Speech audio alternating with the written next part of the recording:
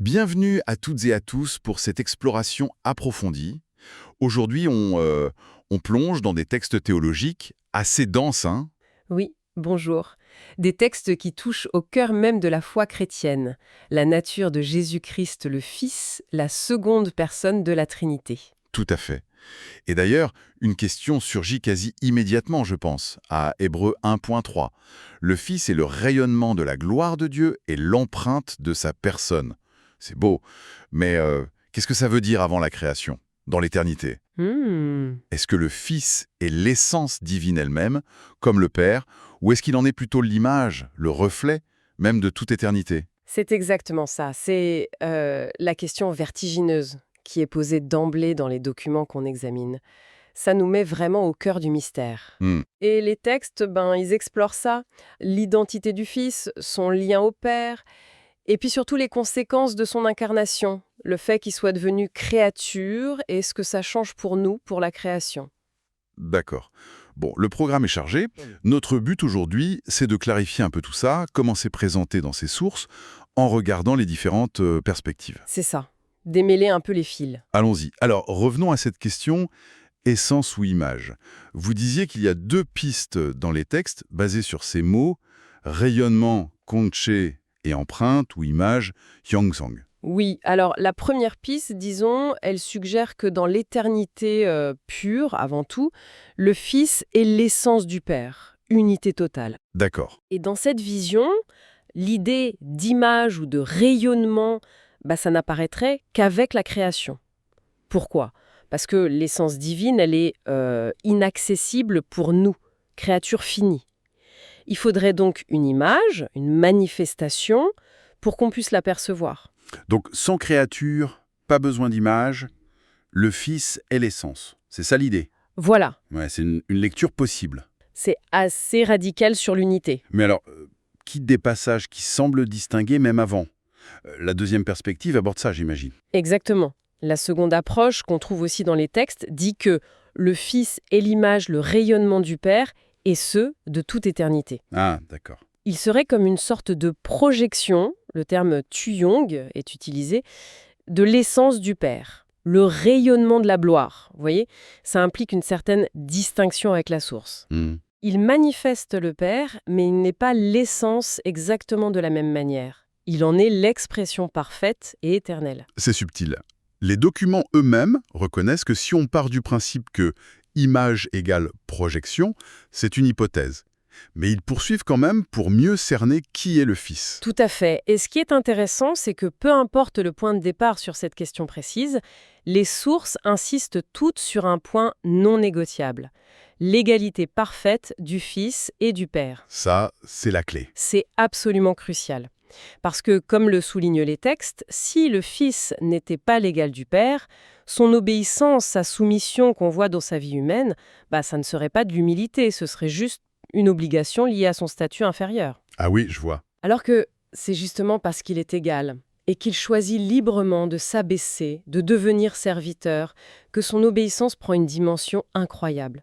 C'est un acte d'amour pur. L'égalité donne tout son poids à l'abaissement. Et j'imagine que ça a un impact direct sur comment on comprend la croix. Ah, mais complètement. C'est un point central qui est martelé. La croix ne peut démontrer l'amour et la justice de Dieu que si celui qui meurt est Dieu lui-même, l'égal du Père. Pourquoi? L'argument, c'est si Dieu avait sacrifié une créature, même la plus parfaite, pour sauver d'autres créatures, nous en l'occurrence, Hmm. ça ne prouverait pas son amour à lui. Ce serait juste un échange, une vie créée contre une autre. Et même, ça pourrait être vu comme injuste pour la créature sacrifiée. Oui, les textes sont clairs là-dessus. Pas de troc de créatures. Non, pas du tout. La preuve d'amour ultime, d'après ses écrits, c'est que c'est Dieu lui-même, dans la personne du Fils, qui s'est donné. En devenant créature, C'est vertigineux. la valeur infinie de la rédemption, elle vient de là, du prix payé, Dieu lui-même, sa personne divine unie à notre nature humaine. Et c'est comme ça que le Fils, ce Dieu devenu créature, devient pour nous le rayonnement, l'image visible. À travers lui, on voit quelque chose de Dieu qui sinon resterait invisible. Ce sacrifice divin, ça nous amène à la question du pourquoi. Pourquoi faire ça? Devenir créature. Quel était le but d'après les sources? Le but avancé est immense. Transformer les créatures pour qu'elles ressemblent à Dieu lui-même. Et pour ça, il fallait un modèle parfait, un archétype. Le mot coréen wonhyang est utilisé. L'archétype. Oui, Jésus-Christ, le Fils incarné, est présenté comme ce modèle originel, celui auquel l'humanité surtout est appelée à ressembler. C'est central. Mais précision importante, comme le font les textes Ikia, quand on dit « devenu créature », ça ne veut pas dire qu'il a été créé à un moment T, n'est-ce pas? Son éternité est maintenue. Ah oui, absolument. Les sources sont très claires là-dessus pour éviter toute confusion. Le Fils est éternel, sans début ni fin. Son devenir créature, c'est l'incarnation, un acte volontaire dans le temps. D'accord. Par contre, les textes utilisent aussi un langage de naissance, d'engendrement, comme l'expression coréenne Shoninira, ou des versets comme Acte 13-33, « Tu es mon fils, aujourd'hui je t'ai engendré », ou même Jacques 1-18 pour les croyants engendrés par la parole. Comment on comprend ça, cet engendrement? Oui, engendrer, ça peut porter à confusion si on isole le mot. Comment les textes l'expliquent? D'après l'analyse qui est faite, ce vocabulaire de naissance ou d'engendrement, il s'applique dans deux contextes précis. D'abord, ça peut désigner la naissance humaine de Jésus, le moment où le Verbe éternel entre dans le monde comme un bébé. Ok. Et deuxièmement, comme dans Jacques, ça désigne la nouvelle naissance spirituelle des croyants, quand on est né de nouveau par la parole. Mais dans aucun cas ça veut dire que le Fils a été créé de rien ou qu'il n'existait pas avant. C'est l'Éternel qui entre dans le temps. Exactement. D'ailleurs, Christ incarné est appelé les prémices, Channyalme, Chotielme, de cette nouvelle humanité. Et les croyants, en naissant de la parole, deviennent aussi des prémices. Merci, c'est plus clair. Et ça nous amène à une autre distinction très importante dans les textes. Celle entre fils unique et fils premier-né. Ah oui. Les termes coréens sont weadol et madadol, qui viennent des mots grecs monogénèse et prototokos. Quelle est la différence clé ici? Alors, la nuance est jugée vraiment essentielle pour comprendre le plan de Dieu tel qu'il est décrit. Fils unique, weadol, monogénèse, ce serait un titre absolument unique, exclusif. Exclusif à Jésus. Oui, réservé au seul être qui est à la fois créateur et qui est devenu créature. C'est Jésus, point. Ça souligne le caractère incroyable, sans précédent, de l'incarnation. Dieu lui-même qui entre dans sa création. D'accord. Les textes vont même jusqu'à interpréter monogénèse, pas juste comme unique engendré, mais comme venant de monos, seul unique, et ginomai, devenir. Donc, le seul qui est devenu. Aucune créature, ni ange ni homme, ne peut être fils unique dans ce sens-là. D'accord. Fils unique, c'est l'acte unique de Dieu devenant créature. Compris. Et fils premier-né alors? Madadril, Madadril, protoctokos. ça désignerait plutôt celui qui est publiquement déclaré, confirmé comme fils par Dieu. Et ça, spécifiquement par sa résurrection. Ah, lié à la résurrection? Oui, c'est directement lié à ce verset des Actes « Aujourd'hui je t'ai engendré », qui serait interprété comme l'intronisation du Fils ressuscité. Donc ce titre s'applique à Jésus après sa résurrection. Et l'implication? L'implication majeure, c'est que s'il y a un premier-né, il y aura des suivants, des frères, des sœurs cadets. Ce titre ouvre la porte à d'autres. Donc, si je résume bien, pour qu'on avance. Unique, c'est l'acte divin incomparable d'entrer dans la création. Premier-né, c'est son rôle de pionnier, de modèle pour nous, établi par la résurrection, c'est ça? C'est exactement la logique qui est développée. Jésus, le Fils unique par nature et par incarnation, est ensuite confirmé publiquement comme le premier-né d'entre les morts, le chef de file de la nouvelle création. Ok. Et c'est comme ça qu'il devient notre modèle. Et nous, les croyants, en étant transformés à son image, l'expression Madader et Hongsang est là, et en naissant de la parole, on devient enfant de Dieu par adoption, Yangja. Adopté. Meli. Et notre statut d'enfant sera aussi confirmé publiquement à notre propre résurrection. Les textes ajoutent d'ailleurs que même si les anges sont parfois appelés fils de Dieu, ils n'héritent pas du royaume comme les humains rachetés qui suivent Christ dans la souffrance, puis la gloire. Tout ça dessine un plan assez incroyable. Si Christ est cet archétype, ce premier-né modèle, c'est quoi le but final pour nous, les créatures qu'il suivons? Le but ultime, c'est que nous, les humains, en regardant Dieu révélé en Jésus et en imitant sa vie d'amour, d'obéissance, de victoire sur le mal, Eh bien qu'on devienne nous-mêmes l'image de Dieu. 하나님의 형상.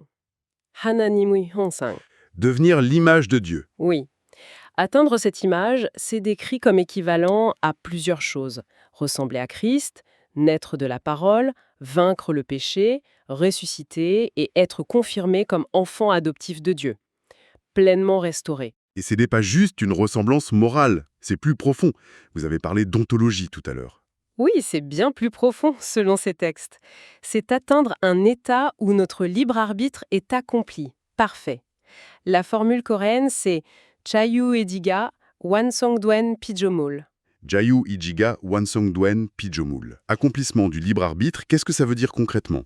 Alors attention, ça ne veut pas dire qu'on n'a plus de liberté. Au contraire, c'est la liberté qui atteint sa perfection. La créature choisit librement, constamment, le bien, l'alignement avec Dieu, au point que la possibilité même de péché est éliminée. Ah oui. Oui, pas par contrainte, mais par une transformation intérieure totale. Et cet accomplissement, il se réalise pour nous, les humains, Adam si on veut, en suivant l'exemple du premier-né, en triomphant de la mort par la foi en lui et en ressuscitant avec lui. Et cet accomplissement humain, ça a des conséquences qui nous dépassent, c'est ça, Yves? Oui, les implications sont cosmiques, c'est fascinant. La victoire finale des croyants, leur résurrection, leur confirmation comme image de Dieu, ça fait plusieurs choses d'après ces textes. D'abord, ça valide la vérité et la bonté des commandements de Dieu devant tout l'univers. Ok.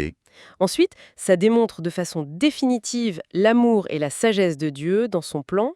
Et troisièmement, et c'est peut-être le plus surprenant, ça résout même les doutes ou les questions qui auraient pu rester chez les anges fidèles. Chez les anges. Oui, en voyant le triomphe de Christ et de son peuple, leur propre libre arbitre à eux, aux anges, serait aussi amené à sa perfection. La possibilité de chuter disparaîtrait pour eux aussi. Ils sont, d'une certaine manière, eux aussi accomplis par ce processus centré sur Christ et l'humanité. C'est une perspective, waouh. La rédemption humaine qui parfait même les anges. Revenons à quelque chose de plus ciblé, mais crucial. La résurrection de Jésus. Romains 1, verset 4 dit qu'il a été déclaré fils de Dieu avec puissance par sa résurrection. Comment les sources lisent ce déclaré ou établi, Injong de Chassoni? Est-ce qu'il devient fils à ce moment-là? Non, justement, l'interprétation qui ressort de ces documents rejette cette idée. Il ne devient pas fils à la résurrection, il l'est éternellement, et de façon unique comme fils unique, incarné. Alors, qu'est-ce que ça veut dire déclarer? La résurrection, c'est plutôt vu comme la confirmation officielle, la proclamation publique, puissante, dans l'histoire, de sa filiation éternelle, oui, mais surtout de son identité de Messie. Ah, le Messie. Voilà, c'est l'accomplissement des prophéties divines. Le Messie devait souffrir, mourir, mais aussi ressusciter pour être intronisé roi. Sa résurrection, c'est la preuve qu'il est bien le Messie promis, le Fils de Dieu envoyé pour sauver et régner. Donc, la résurrection prouve plus son rôle de Messie et de premier-né modèle pour nous que sa nature divine en tant que telle comme créateur. C'est un peu ça l'angle. C'est exactement l'argument qui est développé ici. La résurrection n'est pas tant présentée comme la preuve qu'il est Dieu, genre seul Dieu peut ressusciter, ce n'est pas l'argument principal, mais comme la preuve qu'il est le Messie promis, celui qui accomplit tout, qui ouvre le royaume et qui devient le modèle parfait pour notre adoption Yangja et notre propre résurrection future. D'accord. Et les textes insistent bien, nous aussi, on ressuscitera. Pas pour devenir Dieu, mais pour être confirmé comme enfant adoptif, cohéritier avec Christ. Sa résurrection est la garantie et le modèle de la nôtre. Il y a une autre précision importante dans les sources sur la manière dont Jésus a vécu sans péché. Oui, et c'est un point jugé capital pour qu'il soit notre bon modèle. Les textes insistent là-dessus. Jésus, même s'il a pris une nature humaine comme la nôtre après la chute, ils utilisent l'expression « chair maudite », sujette à la tentation, eh bien, il a vaincu le péché non pas grâce à une sorte d'immunité divine que nous, on n'aurait pas. Ce qui le rendrait inimitable. Exactement, mais il a vaincu par la puissance du Saint-Esprit qui l'habitait pleinement sans mesure, dès sa conception. Il a eu les mêmes luttes intérieures, mais il a choisi l'obéissance parfaite, par l'Esprit. Et ça, c'est essentiel pour nous. S'il avait vaincu par une capacité hors de notre portée, son exemple ne servirait à rien pour notre propre lutte, n'est-ce pas? Précisément. Ce serait juste admirable, mais pas un chemin à suivre. La différence clé, selon ces textes, c'est que nous, on est pécheurs. On doit d'abord être pardonné par le sang de Christ pour pouvoir recevoir le Saint-Esprit. Alors que lui n'en avait pas besoin. Voilà. Il était sans péché, donc rempli de l'Esprit dès le départ. Mais une fois qu'on reçoit l'Esprit, c'est par sa puissance en nous, la même puissance qui était en Christ, qu'on peut commencer à marcher comme lui, à combattre le péché et à viser cette perfection en attendant la résurrection et la confirmation finale comme enfant de Dieu. Bon, récapitulons un peu ce parcours théologique, qui était quand même intense. On est parti de la nature éternelle du Fils, Mhm. essence ou image. Puis on a vu comment les sources le montrent entrant dans la création unique. Le Fils unique, Dieu devenu créature, l'archétype parfait, C'est ça. et sa résurrection qu'il confirme ensuite publiquement comme premier-né, le modèle qui ouvre la voie pour nous. Exactement. Et ce premier-né, il sert de modèle pour que nous, les créatures humaines, par la foi, par l'esprit, on devienne à notre tour l'image de Dieu.